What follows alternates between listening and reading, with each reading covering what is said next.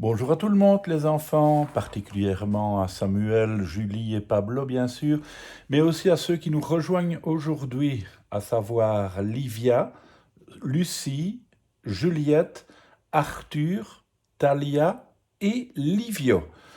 Voilà.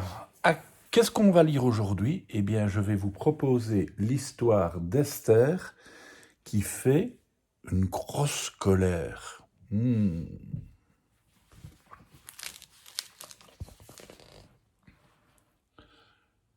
Esther est ravie.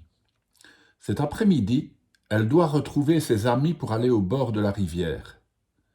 Pressée de partir, elle avale son déjeuner à la vitesse d'une fusée. « Viens d'abord m'aider à tout ranger, dit son papa. Esther rouspète, fait la tête. Rien n'y fait. Son papa l'oblige à débarrasser la table du déjeuner. Si je suis en retard, ce sera de sa faute, ronchonne Esther en quittant la maison. Et trottinant, elle s'en va dans la savane. Mais à son arrivée, une très mauvaise surprise l'attend. Il n'y a plus personne. Ses amis sont déjà partis. Le lieu est désert. Esther suit les traces de leurs pas dans la terre. Elle reconnaît les empreintes des sabots de Zéphyr. Le petit zèbre est toujours devant, car il galope plus vite que le vent. Elle repère aussi les marques des petites pattes de Léonard, le lionceau, puis les grosses pattes de Papoum, l'hippopotame, bien enfoncées dans le sol. « Ils auraient pu m'attendre !» s'énerve Esther en filant vers la rivière. De loin, elle aperçoit Zéphyr qui fait la planche. « Regardez, je flotte !» hurle-t-il en riant aux éclats. « Et moi je suis sur un bateau, dit Léonard en naviguant sur le dos de Papoum. » En voyant ses amis s'amuser sans elle, Esther s'assoit au bord de l'eau sans dire un mot. « Viens jouer !» s'écrie Léonard en l'éclaboussant. « Non, je n'ai pas envie de me baigner, » boude Esther avec sa tête des mauvais jours. Étonnés, Zéphyr, Léonard et Papoum sortent de l'eau. Quel dommage de ne pas se baigner par une aussi belle journée. On joue à quoi dans ce cas? C'est alors qu'Esther aperçoit une noix de coco qui ferait un beau ballon. Mais Zéphyr s'empresse de la ramasser et s'exclame avec fierté « Regardez ce que j'ai trouvé !» « On pourrait jouer au ballon, propose Esther dépitée. Aussitôt dit, aussitôt fait. « Attrape !» crie Zéphyr en lançant la noix de coco à Papoum. La noix de coco vole très haut au-dessus de la tête d'Esther, qui commence à s'énerver de ne pas pouvoir l'atteindre. « C'est toujours vous qui l'avez, ce n'est pas juste, bougonne-t-elle. Bien décidée à l'attraper enfin, elle s'élance, tend les pattes et « aïe !» La voilà qui tombe à la renverse en se tordant une patte. Cette fois-ci, Esther voit rouge. « Vous faites n'importe quoi. De toute façon, cette noix de coco est à moi. Je l'avais vue avant, » rugit-elle. Mais Zéphyr ne l'entend pas de cette oreille. « C'est moi qui l'ai ramassée, » répond-il en s'amusant à la lancer. Brusquement, le cœur d'Esther se met à battre très fort. Elle devient rouge, rouge écarlate comme une tomate.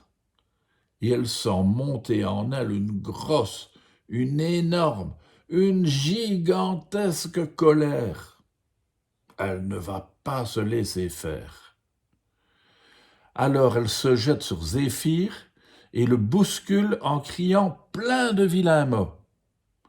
Mais plus rapide que l'éclair, Zéphyr préfère se mettre à l'abri de la grosse colère d'Esther, et plouf, il plonge dans l'eau.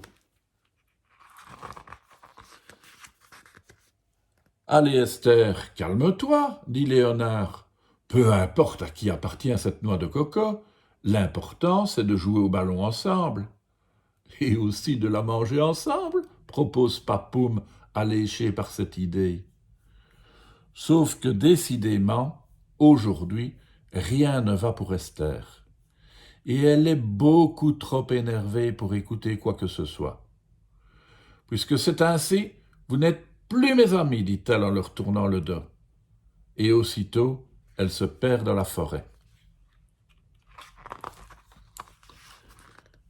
Trottant, trottinant, Esther s'enfonce sous les baobabs. Elle se sent le cœur lourd et plein de rancœur. Les petits oiseaux ont beau chanter pour la consoler et les singes grimacer pour la faire rigoler, rien n'y fait. À force de marcher, Esther se sent fatiguée. Soudain, sa colère est retombée comme un soufflet, et la tristesse l'a remplacée. Elle ne sait même plus pourquoi elle s'est fâchée. Plus jamais mes amis ne joueront avec moi, se dit-elle le cœur serré. Coucou Esther, dit une petite voix. On dirait bien que tu t'es perdue. Esther reconnaît Macao, l'un des petits singes avec qui elle joue parfois. Oui, je me suis perdue, dans une énorme colère, dit Esther. Je me suis transformée en une vilaine éléphante toute rouge qui voulait tout casser, qui se bagarrait avec ses amis et leur disait des choses terribles. Et maintenant, mes amis ne voudront plus de moi dans leur jeu. Toute triste à cette idée, Esther s'assoit au pied d'un arbre et se met à pleurer. Macao hoche la tête. Cela m'arrive à moi aussi parfois.